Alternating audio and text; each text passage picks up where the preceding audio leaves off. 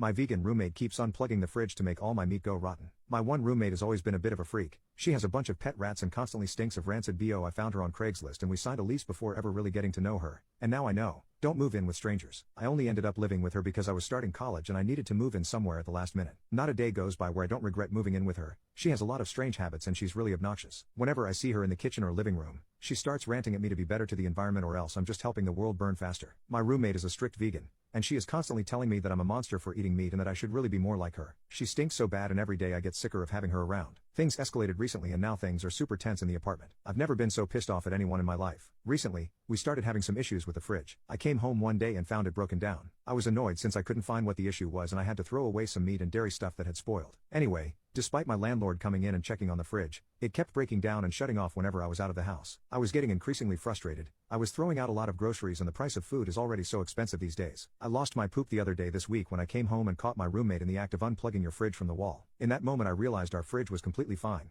She had just been unplugging the effing thing every time I left the house so my food would rot. I yelled at her and asked her what the hell she thought she was doing. She said that she was saving the animals I was eating the only way she knew how. Since I refused to listen to her and do the right thing, I screamed at her and called her a freak and a thief. And I told her if didn't pay me back for all the food she had made me throw away, I would break our lease and leave her to pay the entire rent, which I knew damn well she couldn't afford. This is when she freaked out and started crying and apologizing. She said she had lost her job recently and she would be on the streets in a week if I left the lease. I told her she should have thought about herself before saving the animals and that I didn't care about anything except the money she owed me. After I went into my room I heard her wailing outside my door, begging me to drop the entire thing since she had no money for any of it. I'm so sick of this, and I'm getting the hell out of this lease whether she pays me or not.